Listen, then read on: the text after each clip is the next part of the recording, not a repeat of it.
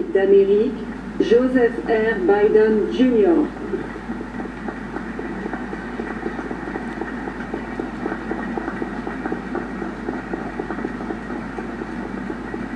The hour had nearly come. Monday, June 5th, 1944. The evil Hitler's Third Reich was devastating the world. Nazi Germany had subjugated the once free nations of Europe through brute force, lies, and twisted ideology of racial superiority. Millions of Jews murdered in the Holocaust. Millions of others killed by bombs, bullets, bloody warfare. Hitler and those with him thought democracies were weak, that the future belonged to dictators. Here, on the coast of Normandy, the battle between freedom and tyranny would be joined. Here, on that June morning, the testing was at hand. President Macron, Mrs. Macron, Secretary Austin, Secretary Blinken, distinguished guests, most of all, our honored veterans who met that test of ages, the test of ages to that moment, 80 years ago.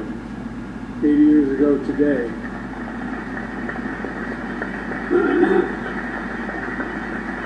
On behalf of the American people, and as Commander-in-Chief, it's the highest honor to be able to salute you here in Normandy once more.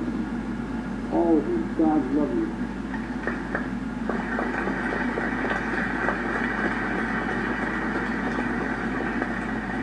Winston Churchill called what happened here, quote, the greatest, most complicated operation ever, end of quote. After years of planning, Operation Overlord was ready to launch just as soon as the weather turned. Across choppy English Channel, the Supreme Commander of the Allies, Dwight D. Eisenhower, waited. The largest force ever of its kind, built by 12 nations. Men, guns, planes, naval craft of every description waited. The world, captive and free, waited. Finally, Eisenhower's forecasters said there was a window in the weather. It would open briefly on Tuesday, the 6th of June. The general weighed the options and gave the order. At dawn, the Allies would strike. The great crusade to free Europe from tyranny would begin. That night, General Eisenhower drove to the English town of Newbury to visit paratroopers of 101st Airborne. There were men from all over America. It was estimated that 80% of them would be killed within hours. That was the estimate. But they were brave, they were resolute, and they were ready. One soldier told General Eisenhower, quote, don't worry, sir. The 101st is on the job. Everything will be taken care of.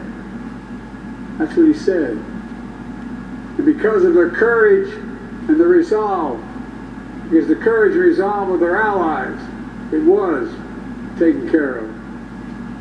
From the sea and sky, nearly 160,000 Allied troops descended on Normandy. Many, state the obvious, never came home.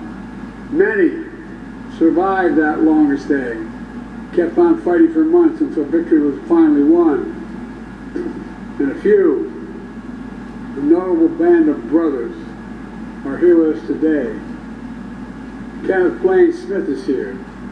On that day, under heavy artillery fire, he operated a rangefinder and radar on the first American ship to arrive at Normandy's coast, providing direct gunfire support for the Rangers scaling the cliffs of Pointe du Hoc on their daring mission to take out the German batteries. Bob Gibson is here. He landed on Utah Beach about 10 hours after the invasion began. bullets flying everywhere, tracers lighting up the sky. Bob drove an M4 tractor with anti-aircraft gun mounted on top, providing critical protection for the infantry against the German Air Force. On that day, and for many days after, he continued. Ben Miller is here, a medic with the 82nd Airborne. At 3 a.m. on June 6th, he and 13 other medics flew over the channel in a rickety glider. Its wings were ripped off by giant poles that the Germans buried halfway in the ground to stop them from landing. They crashed, but they survived. And they did their duty, dragging injured soldiers to safety, treating wounds, saving lives while the battle raged. Every soldier who stormed the beach, who dropped by parachute or landed by glider, every sailor who manned the thousands of ships and landing craft, every aviator who destroyed German-controlled airfields, bridges, and railroads, all were backed by other brave Americans, including hundreds of thousands of people of color and women who courageously served despite unjust limitation of what they could do for their nation. Lewis Brown is here, part of the Red Ball Express, a truck convoy made up of mostly African-American drivers. They landed in Normandy in the wake of D-Day.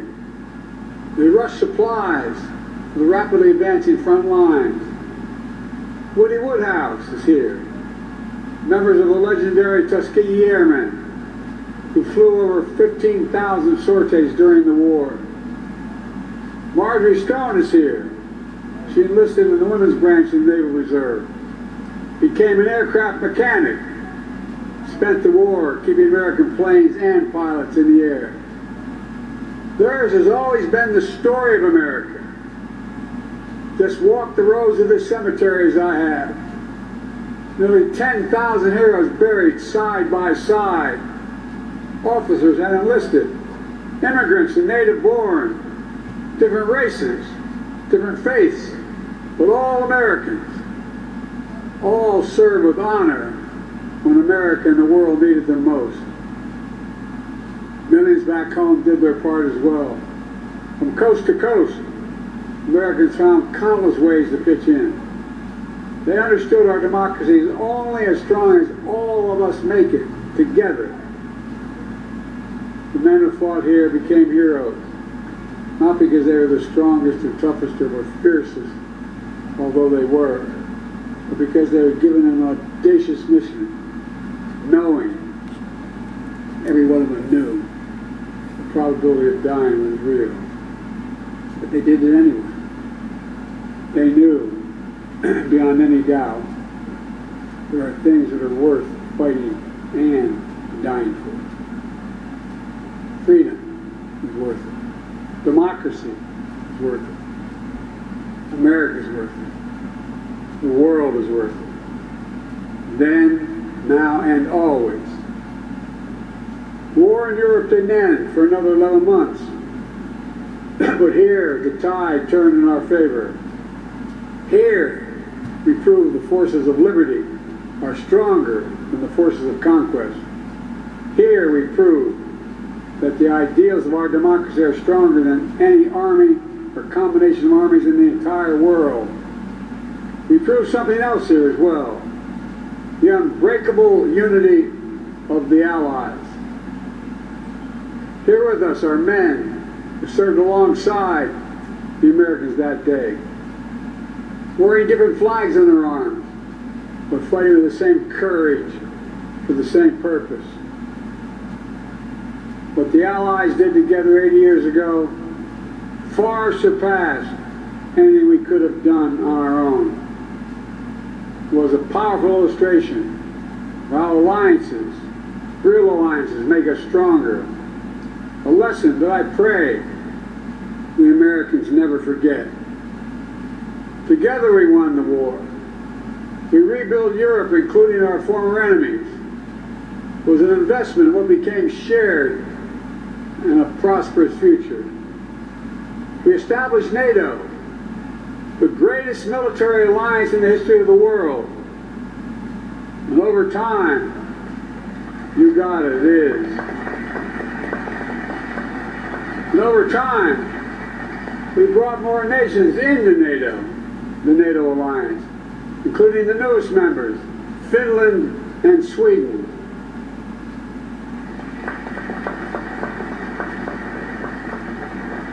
Today, NATO stands at 32 countries strong, and NATO is more united than ever, and even more prepared to keep the peace, deter aggression, defend freedom all around the world.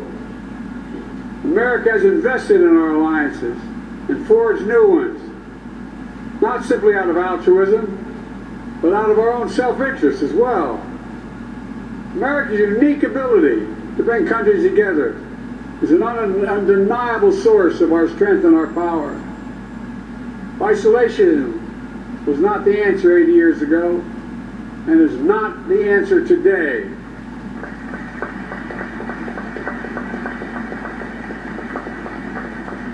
We know the dark forces that these heroes fought against 80 years ago. They never fade. Aggression and greed, the desire to dominate and control, to change borders by force, these are perennial. The struggle between the dictatorship and freedom is unending. Here in Europe, we see one stark example. Ukraine has been invaded by a tyrant bent on domination. Ukrainians are fighting with extraordinary courage, suffering great losses, but never backing down.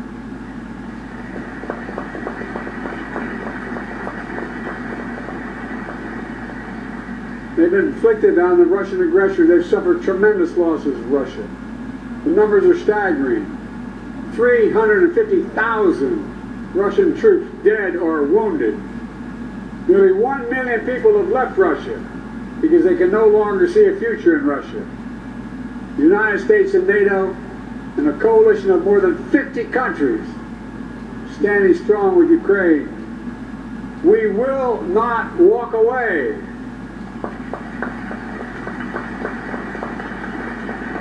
Because if we do, Ukraine will be subjugated, and it will not end there. Ukraine's neighbors will be threatened. All of Europe will be threatened. And make no mistake, the autocrats of the world are watching closely to see what happens in Ukraine. To see if we let this illegal aggression go unchecked. We cannot let that happen. To surrender to bullies, to bow down to dictators, is simply unthinkable.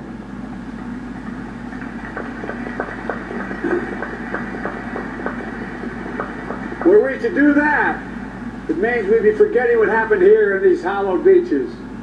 Make no mistake, we will not bow down. We will not forget. Let me end with this. History tells us freedom is not free. If you want to know the price of freedom, come here to Normandy. Come to Normandy and look. Go to the other cemeteries in Europe where our fallen heroes rest. Go back home to Arlington Cemetery. Tomorrow, I will pay respects at Pointe du Hoc. Go there as well and remember, the price of unchecked tyranny is the blood of the young and the brave. In their generation, in their hour of trial, the Allied forces of D-Day did their duty. Now the question for us is, in our hour of trial, will we do ours? We're living in a time when democracy is more at risk across the world than any point since the end of World War II, since these beaches were stormed in 1944. Now we have to ask ourselves, will we stand against tyranny, against evil, against crushing brutality of the iron fist? Will we stand for freedom? Will we defend democracy? Will we stand together? My answer is yes, and only can be yes.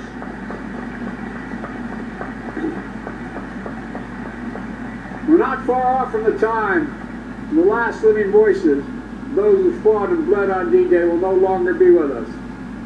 So we have a special obligation. We cannot let what happened here be lost in the silence of the years to come. We must remember it, must honor it, and live it. We must remember the fact that they were heroes here that day does not absolve us from what we have to do today. Democracy is never guaranteed. Every generation must preserve it, defend it, and fight for it. That's the test of the ages. In memory of those who fought here, died here, literally saved the world here. Let us be worthy of their sacrifice. Let us be the generation that when history is written about our time, in 10, 20, 30, 50, 80 years from now, it will be said, when the moment came, we met the moment. We stood strong. Our alliances were made stronger. We saved democracy in our time as well. Thank you very much, and may God bless you all. May God protect our troops.